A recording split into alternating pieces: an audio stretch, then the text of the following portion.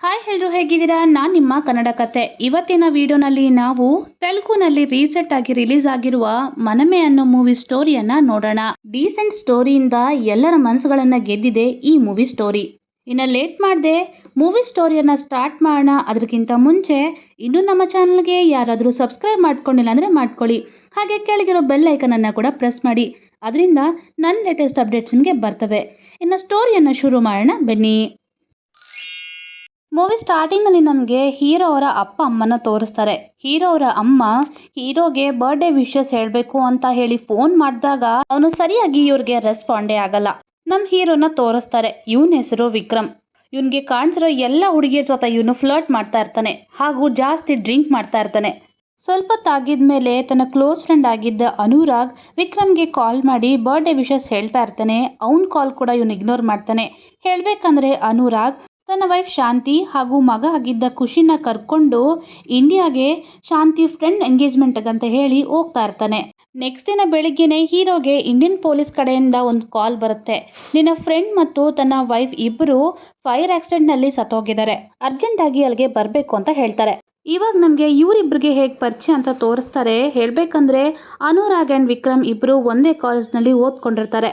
ಓದೆಲ್ಲ complete ಆಗಿದ್ಮೇಲೆ scholarship ಬರೋದ್ರಿಂದ ಇಬ್ರು ಸೇರ್ಕೊಂಡೇ ಲಂಡನ್ಗೆ ಬರ್ತಾರೆ. ಅನುರಾಗ್ ಲಂಡನ್ನಲ್ಲೇ ಶಾಂತಿನ ಭೇಟಿಯಾಗಿ ಅವಳ ಜೊತೆ ಲವ್ ಮಾಡಿ ಅವಳನ್ನ ಮದುವೆ ಮಾಡ್ಕೊತಾನೆ. ಆದರೆ ಇವರಿಬ್ರು ಮದುವೆ ಮಾಡ್ಕೊಳ್ಳೋದು ಶಾಂತಿ ಪೇರೆಂಟ್ಸ್ಗೆ ಇಷ್ಟ ಇರೋಲ್ಲ.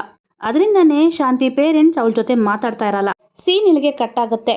ಹೀರೋ ಇಂಡಿಯಾಗೆ ಹೋಗ್ತಾನೆ. ತನ್ನ ಫ್ರೆಂಡ್ಸ್ ಡೆಡ್ ಬಾಡಿಯನ್ನು ಹಾಗೆ ನೋಡಿ ಅವನಿಗೆ ನಂಬೋಕ್ಕಾಗಲ್ಲ. ಆಮೇಲೆ ಅಲ್ಲಿಗೆ ಸುಭದ್ರನು ಬರ್ತಾಳೆ. ಇವಳೆ ನಮ್ಮ ಮೂವಿ ಹೀರೋಯಿನ್. ಅವಳುನು ಅನುರಾಗ್ ಮತ್ತೆ ಶಾಂತಿನ ನೋಡಿ ತುಂಬಾನೇ ನೋವು ಪಡ್ತಾಳೆ. ಆದ್ರೆ ಈ ಆಕ್ಸಿಡೆಂಟ್ ನಲ್ಲಿ ಇವರಿಬ್ಬರಿಗೆ ಏಟಾಗಿರುತ್ತೆ. ಬಟ್ ಖುಷಿ ಮಾತ್ರ ಸೇಫ್ ಆಗೇ ಇರ್ತಾನೆ. ಇನ್ನು ಸುಭದ್ರ ಖುಷಿಯನ್ನ ನಾನೇ ಟೇಕ್ ಕೇರ್ ಮಾಡಿ ಅವನ್ನ ನೋಡ್ಕೋತೀನಿ ಅಂತ ಹೇಳ್ತಾಳೆ. ಆದ್ರೆ ಖುಷಿ UK ಸಿಟಿಸನ್ ಆಗಿರೋದ್ರಿಂದ ಖುಷಿನ ಅಷ್ಟು ಬೇಗ ಇವ್ರಿಗೆ ಕೊಡಲ್ಲ. ಅವ್ರಿಗೂ ಒಂದು ಪ್ರೊಸೀಜರ್ ಇರುತ್ತೆ. ಅದರಿಂದನೇ ಇವ್ರು ಹೋಗಿ ಕೌನ್ಸಿಲರ್ ಮಹೇಂದ್ರನ ಭೇಟಿ ಆಗ್ತಾರೆ.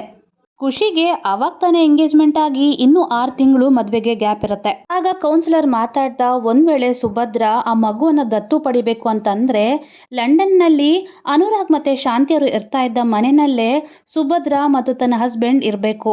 4 ತಿಂಗಳು ಮಗುವನ್ನ ನೋಡ್ಕೊಂಡಿದ್ಮೇಲೆ UK ಗವರ್ಮೆಂಟ್ ಮಾನಿಟರ್ ಮಾಡಿ ಅವ್ರಿಗೆ ಮಗುವನ್ನ ಕೊಡುತ್ತೆ.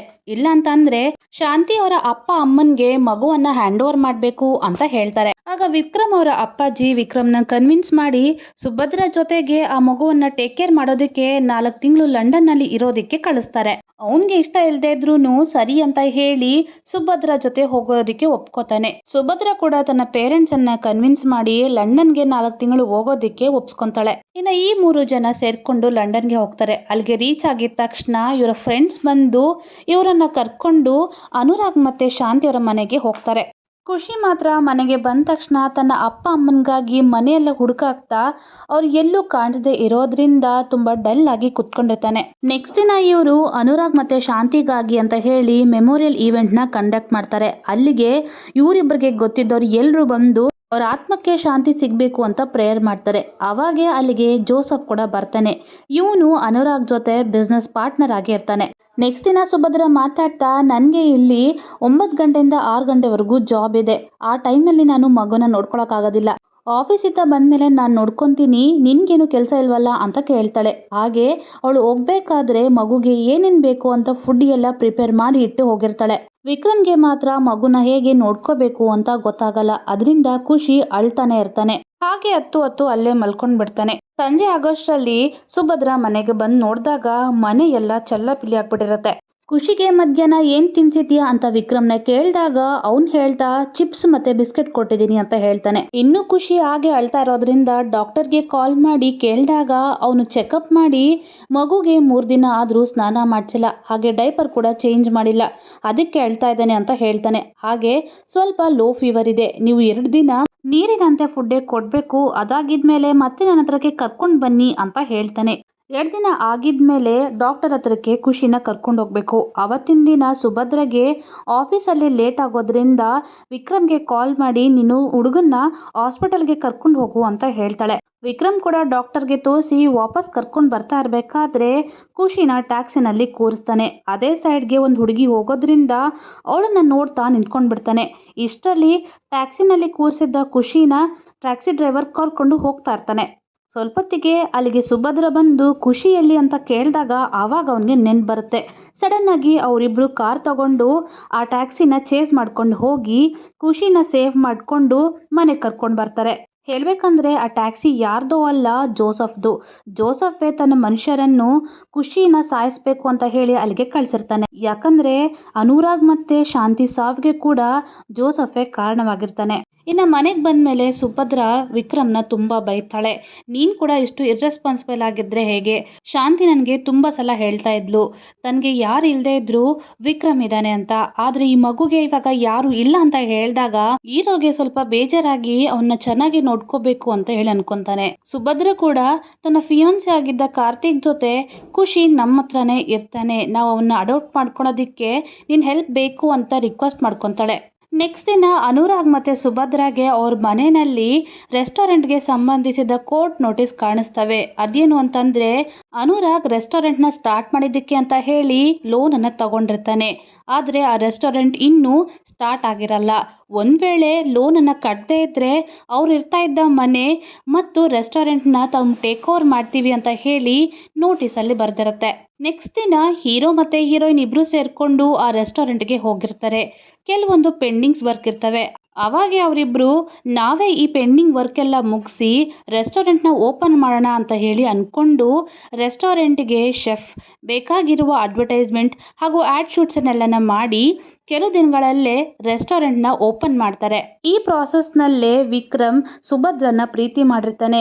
ಇನ್ನೇನು ಅವಳ ಹತ್ರಕ್ಕೆ ಹೋಗಿ ಅವಳಿಗೆ ಪ್ರಪೋಸ್ ಮಾಡಬೇಕು ಅಂತ ಅಂದ್ಕೊಂಡಿದ್ದಾಗ ಅವತ್ತಿನ ದಿನಾನೇ ಕಾರ್ತಿಕ್ ಇಂಡಿಯಾನಿಂದ ಅಲ್ಲಿಗೆ ಹೋಗಿರ್ತಾನೆ. ಅವನು ಸುಭದ್ರಗೆ ಕೂಡ ಸರ್ಪ್ರೈಸನ್ನು ಕೊಡ್ತಾನೆ. ಇನ್ನು ಇವರೆಲ್ಲರೂ ಸೇರಿಕೊಂಡು ಒಂದೇ ಮನೆಯಲ್ಲೇ ಇರ್ತಾರೆ. ನೆಕ್ಸ್ಟ್ ದಿನ ಮಾರ್ನಿಂಗ್ ಕಾರ್ತಿಕ್ ಸುಭದ್ರ ಜೊತೆ ತಮ್ಮ ಜೊತೆ ಖುಷಿ ಇರೋದಕ್ಕೆ ತನಗೇನು ಪ್ರಾಬ್ಲಮ್ ಇಲ್ಲ ಅಂತ ಹೇಳ್ತಾನೆ. ಆಮೇಲೆ ಅಲ್ಲಿಗೆ UK ಆಫೀಸರ್ ಒಬ್ಬ ಬಂದು ಪ್ರತಿ ವರ್ಷ ಖುಷಿ ಬರ್ತ್ಡೇ ಬರೋಕ್ಕಿಂತ ಮುಂಚೆ ಅನುರಾಗ್ ಮತ್ತು ಶಾಂತಿ ಇಬ್ಬರು ಖುಷಿನ ಕರ್ಕೊಂಡು ಬ್ರಿಸ್ಟಾಲ್ನಲ್ಲಿ ನಡೆಯುವ ಹಾಟ್ ಏರ್ ಬಲೂನ್ ಫೆಸ್ಟಿವಲ್ಗೆ ಹೋಗ್ತಾ ಇದ್ರು. ಆದರೆ ಈ ವರ್ಷ ಅವರು ಇಲ್ಲದೆ ಇರೋದ್ರಿಂದ ಖುಷಿ ಬರ್ತ್ಡೇ ಕೂಡ ಬರ್ತಾ ಇರೋದ್ರಿಂದ ನೀವು ಅವನನ್ನು ಕರ್ಕೊಂಡು ಅಲ್ಲಿಗೆ ಹೋಗಬೇಕು ಅಂತ ಹೇಳಿ 2 ಫ್ರೀ ಟಿಕೆಟ್ಸನ್ನು ಕೊಡ್ತಾನೆ. ಆದರೆ ಕಾರ್ತಿಕ್ಗೆ ಅವರ ಓನ್ ಎಕ್ಸ್ಪೆನ್ಸಸ್ಸಿಂದ ಹೋಗಬೇಕು ಅಂತ ಹೇಳಿದಾಗ ಕಾರ್ತಿಕ್ ಕೂಡ ವಿಕ್ರಮ್ ಮತ್ತು ಸುಭದ್ರ ಅವ್ರ ಜೊತೆ ಹೋಗೋದಕ್ಕೆ ಒಪ್ಕೋತಾನೆ. ಇವರು ಬ್ರಿಸ್ಟಲ್ಗೆ ಹೋಗಿದ್ದಾಗ ಅಲ್ಲಿ ಇವರನ್ನ ಗೈಡ್ ಮಾಡೋದಕ್ಕೆ ತಾನಿಯಾ ಅನ್ನೋಳು ಬರ್ತಾಳೆ. ತಾನಿಯಾನೇ ಇವರನ್ನೆಲ್ಲ ಗೈಡ್ ಮಾಡ್ತಾ ಪ್ಲೇಸಸ್ಗೆ ಕರ್ಕೊಂಡು ಹೋಗ್ತಾಳೆ. ಹಾಗೆ ರೆಸ್ಟೋರೆಂಟ್ಗೆ ಹೋಗಿ ಊಟ ಮಾಡ್ತಾ ಇರಬೇಕಾದ್ರೆ ಸುಭದ್ರ ಕಂಟಿನ್ಯೂಸ್ ಆಗಿ ಬಿಕ್ತಾ ಇರ್ತಾಳೆ. ಎಷ್ಟೇ ನೋಡಿದ್ರೂ ಕಂಟ್ರೋಲ್ ಆಗದೆ ಇದ್ದಾಗ ಖುಷಿ ಅವಳನ್ನ ಅಮ್ಮ ಅಂತ ಹೇಳಿ ಕರೀತಾನೆ. ಅದರಿಂದ ಅವಳಿಗೆ ನಾರ್ಮಲ್ ಆಗುತ್ತೆ. ಹಾಗೆ ಅವಳು ಎಮೋಷ್ನಲ್ ಆಗ್ತಾಳೆ. ಆ ದಿನ ರಾತ್ರಿ ಸ್ಟೇ ಆಗೋದಕ್ಕೆ ಹೋಟೆಲ್ಗೆ ಹೋಗಬೇಕು ಅಂತ ನೋಡಿದ್ರೆ ಅವ್ರಿಗೆ ಒಂದೇ ರೂಮ್ ಸಿಗುತ್ತೆ. ಅದರಿಂದ ಖುಷಿ, ಸುಭದ್ರ ಮತ್ತು ಕಾರ್ತಿಕ್ ಅವರು ಆ ರೂಮ್ನಲ್ಲಿ ಇರೋದಕ್ಕೆ ತಾನ್ಯಾ ಹೇಳ್ತಾಳೆ. ಇನ್ನೊಂದು ಆಪ್ಷನ್ ಇಲ್ಲದೆ ತಾನ್ಯಾ ಮತ್ತು ವಿಕ್ರಮ್ ಇಬ್ಬರು ಹೊರಗಡೆನೆ ಇರ್ತಾರೆ. ಬಟ್ ಬೆಳಿಗ್ಗೆ ಎದ್ದು ನೋಡಿದ ತಕ್ಷಣ ತಾನಿಯಾ ಅವರ ಲಗೇಜ್, ಪಾಸ್ಪೋರ್ಟ್, ಬಟ್ಟೆ ಎಲ್ಲ ತಗೊಂಡು ಅಲ್ಲಿಂದ ಹೋಗ್ಬಿಟ್ಟಿರ್ತಾಳೆ. ಇನ್ನು ಸುಭದ್ರ ಮತ್ತು ಕಾರ್ತಿಕ್ ಅವ್ರ ಕೈಯಲ್ಲಿ 1 ರೂಪಾಯಿನೂ ಇಲ್ಲ, ಪಾಸ್ಪೋರ್ಟ್ ಸಹ ಇಲ್ಲ, ನಮ್ಮ ಊರಿಗೆ ತಿರುಗಿ ಹೋಗ್ಬಿಡೋಣ ಅಂತ ಅಂದ್ಕೊಂಡಿದ್ದಾಗ ವಿಕ್ರಮ್ ಮಾತ್ರ ಹೇಗೋ ಇಷ್ಟು ದೂರ ಬಂದಿದ್ದೀವಿ, ಹೋದರೆ ಹಾಟ್ ಏರ್ ಬಲೂನ್ ಫೆಸ್ಟಿವಲ್ ನೋಡ್ಕೊಂಡೇ ಹೋಗೋಣ ಅಂತ ಹೇಳ್ತಾನೆ. ಅದರಿಂದ ದಾರಿನಲ್ಲಿ ಬರ್ತಾ ಇದ್ದ ವೆಹಿಕಲ್ನ ನಿಲ್ಲಿಸೋದಕ್ಕೆ ಇವರಿಬ್ಬರು ಜಗಳ ಆಡ್ದಂಗೆ ಆ್ಯಕ್ಟ್ ಮಾಡ್ತಾರೆ. ಅದರಿಂದ ಒಂದು ವೆಹಿಕಲ್ ಬಂದು ಇವ್ರ ಮುಂದೆ ನಿಲ್ಲುತ್ತೆ. ಅದರಲ್ಲಿ ಏಜ್ ಆಗಿರುವ ಒಬ್ಬ ದಂಪತಿ ಇರ್ತಾರೆ. ಅವರಿಬ್ಬರು ಇವ್ರಿಗೆ ಲಿಫ್ಟನ್ನು ಕೊಡೋದಕ್ಕೆ ರೆಡಿಯಾಗಿ ಅವರನ್ನು ಕರ್ಕೊಂಡು ಹೋಗ್ತಾರೆ. ನೆಕ್ಸ್ಟ್ ದಿನ ಅವರು ಆ ಫೆಸ್ಟಿವಲ್ ನಡೆಯುವ ಪ್ಲೇಸ್ಗೆ ರೀಚ್ ಆಗ್ತಾರೆ. ಅವ್ರ ಹತ್ರ ಟಿಕೆಟ್ಸ್ ಕೂಡ ಇಲ್ಲದೆ ಇರೋದ್ರಿಂದ ಇವ್ರಿಗೆ ಲಿಫ್ಟ್ ಕೊಟ್ಟಿರೋ ದಂಪತಿನೇ ಅವ್ರ ಟಿಕೆಟ್ಸ್ ಕೂಡ ಖುಷಿಗಂತ ಹೇಳಿ ಸ್ಯಾಕ್ರಿಫೈಸ್ ಮಾಡಿ ಕೊಡ್ತಾರೆ. ಸುಭದ್ರ, ವಿಕ್ರಮ್, ಖುಷಿ 3 ಜನ ಹಾಟ್ ಏರ್ ಬಲೂನ್ನ ಹತ್ತುತ್ತಾರೆ. ಹಾಗೆ ರೈಡನ್ನು ತುಂಬಾ ಚೆನ್ನಾಗಿ ಎಂಜಾಯ್ ಮಾಡ್ತಾರೆ. ಇನ್ನು ತಮ್ಮ ಊರಿಗೆ ರಿಟರ್ನ್ ಆಗಬೇಕು ಅಂತ ಬಂದಾಗ ತಾನ್ಯಾ ಅವ್ರ ಲಗೇಜನ್ನೆಲ್ಲ ತೊಗೊಂಡು ಬಂದು ಇವ್ರಿಗೆ ಕೊಡ್ತಾಳೆ. ಅವಳು ಹೇಳ್ತಾ, ನಾನು ಈ ಲಗೇಜನ್ನು ತೊಗೊಂಡು ಹೋಗಿದ್ದು ನಿಮಗೆ ಈ ಟ್ರಿಪ್ ಮೆಮೊರೇಬಲ್ ಆಗಿ ಮಾಡಬೇಕು ಅಂತ ಅಷ್ಟೇ ಅಂತ ಹೇಳಿ ಲಗೇಜನ್ನು ಕೊಡ್ತಾಳೆ. ಬಟ್ ಕಾರ್ತಿಕ್ಗೆ ಮಾತ್ರ ಹೀರೋ ಬಿಹೇವಿಯರ್ ಅಸಲಿ ಇಷ್ಟ ಆಗೋದಿಲ್ಲ. ಅದರಿಂದ ಅವನನ್ನ ನಿನಗೆ ಸ್ವಲ್ಪ ಕೂಡ ಜವಾಬ್ದಾರಿನೇ ಇಲ್ಲ, ಒಂದು ವೇಳೆ ಖುಷಿ ಅವ್ರ ಅಪ್ಪ ಇದ್ದರೆ ಹೀಗೆ ನಡೀತಾ ಇತ್ತಾ ಅಂತ ಹೇಳಿ ಅವನನ್ನು ಬೈತಾನೆ. ಆಗ ನೆಕ್ಸ್ಟ್ ದಿನ morning hero full tip top ಆಗಿ ರೆಡಿಯಾಗಿ ಒಂದು ಇಂಟರ್ವ್ಯೂಗೆ ಹೋಗಬೇಕು ಅಂತ ಹೇಳಿ ಬರ್ತಾನೆ. ಆಗ ಕಾರ್ತಿಕ್ ಇವನು ಏನು ಕ್ವಾಲಿಫಿಕೇಶನ್ ಮಾಡಿದ್ದಾನೆ ಅಂತ ನೋಡಿದಾಗ ಅವನು ಇಷ್ಟು ದಿನ ವೈನ್ ಆ್ಯಂಡ್ ವೈನ್ ಮೇಕಿಂಗ್ ಮೇಲೆ ರಿಸರ್ಚ್ ಮಾಡ್ತಾ ಇದ್ದಾನೆ, ಹಾಗೂ 2 ತಿಂಗಳಲ್ಲಿ ಡಾಕ್ಟರ್ ಆಗ್ತಾನೆ ಅಂತ ಗೊತ್ತಾಗುತ್ತೆ. ಅದನ್ನ ನೋಡಿ ಸುಭದ್ರ ಮತ್ತು ಕಾರ್ತಿಕ್ ಇಬ್ರು ಶಾಕ್ ಆಗ್ತಾರೆ. ಇನ್ನು ವಿಕ್ರಮ್ ಇಂಟರ್ವ್ಯೂಗಂತ ಹೋಗಿ ಅಟೆಂಡ್ ಆಗ್ತಾನೆ, ಅವನಿಗೆ ಜಾಬ್ ಸಿಗುತ್ತೆ. ಆಗ ವಿಕ್ರಮ್ ತನ್ನ ಮಗನ ಬರ್ತ್ಡೇ ಸೆಲೆಬ್ರೇಟ್ ಮಾಡಬೇಕು, ತನ್ನ ಸ್ಯಾಲ್ರಿ ಅಡ್ವಾನ್ಸ್ ಆಗಿ ಕೊಡಿ ಅಂತ ಹೇಳಿ ಕೇಳಿ ಮನೆಗೆ ರಿಟರ್ನ್ ಬರ್ತಾ ಇರ್ತಾನೆ. ಅವಾಗೆ ಮನೆಗೆ ಖುಷಿ ಅವರ ಅಜ್ಜಿ ತಾತ ಬಂದು ಅವನನ್ನು ಕರ್ಕೊಂಡು ಹೋಗಬೇಕು ಅಂತ ಪ್ರಯತ್ನ ಮಾಡಿದಾಗ ಹೀರೋಗೆ ಅವನನ್ನು ಕಳಿಸೋದು ಇಷ್ಟ ಇಲ್ಲ.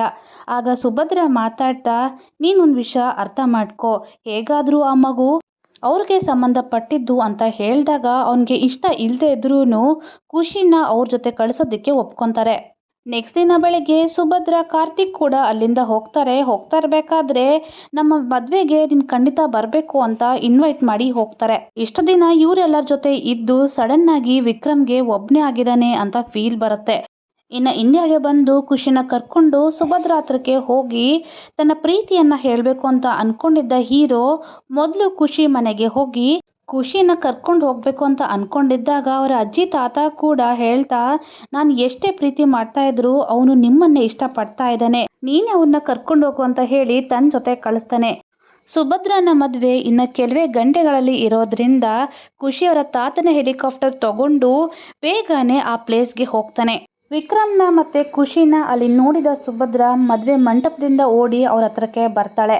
ಆಗ ವಿಕ್ರಮ್ ಹೀರೋಯಿನ್ಗೆ ತನ್ನ ಪ್ರೀತಿ ಮಾಡ್ತಾ ಇದ್ದೀನಿ ಅನ್ನೋ ವಿಷಯ ಹೇಳ್ತಾನೆ. ಇಷ್ಟರಲ್ಲೇ ಹಿಂದ್ಗಡೆಯಿಂದ ಜೋರಾಗಿ ಪಟಾಕಿ ಬ್ಲಾಸ್ಟ್ ಆಗಿರೋದ್ರಿಂದ ಅಲ್ಲಿದ್ದವ್ರು ಎಲ್ಲೂ ಕಲ್ಲಾಬಿಲ್ಲಿಯಾಗಿ ಓಡ್ತಾ ಇರ್ತಾರೆ. ಅವಾಗೆ ಖುಷಿ ಕೂಡ ಅಲ್ಲಿಂದ ಮಿಸ್ ಆಗ್ತಾನೆ. ಹೀರೋ ಖುಷಿ ಎಲ್ಲಿದ್ದಾನೆ ಅಂತ ಹುಡುಕ್ತಾ ಇದ್ದಾಗ ಖುಷಿ ಜೋರಾಗಿ ಅಪ್ಪ ಅಂತ ಹೇಳಿ ಕೂಗ್ತಾನೆ. ಹಾಗಂದ್ರೆ ಖುಷಿ ಕೂಡ ಇವರಿಬ್ಬರನ್ನ ತಮ್ಮ ತಂದೆ ತಾಯಿಯನ್ನಾಗಿ ಆಕ್ಸೆಪ್ಟ್ ಮಾಡಿರ್ತಾನೆ. ಇನ್ನು ಇಲ್ಲಿಗೆ ಈ ಮೂವಿ ಸ್ಟೋರಿ ಎಂಡ್ ಆಗತ್ತೆ. ನನ್ನ ಎಕ್ಸ್ಪ್ರೆಷನ್ ನಿಮ್ಗೆ ಇಷ್ಟ ಆದರೆ ಕೆಳಗಿರೋ ಲೈಕ್ ಬಟನನ್ನು ಪ್ರೆಸ್ ಮಾಡಿ, ಹಾಗೆ ನನ್ನ ಚಾನಲ್ಗೆ ಸಬ್ಸ್ಕ್ರೈಬ್ ಮಾಡ್ಕೊಳ್ಳಿ. ಅದರಿಂದ ನನ್ನ ಲೇಟೆಸ್ಟ್ ಅಪ್ಡೇಟ್ ನಿಮಗೆ ಬರುತ್ತೆ. ಮತ್ತೊಂದು ವಿಡಿಯೋ ಜೊತೆ ನಿಮ್ಮ ಮುಂದಕ್ಕೆ ಬರ್ತೀನಿ. Until then stay tuned. Thank you.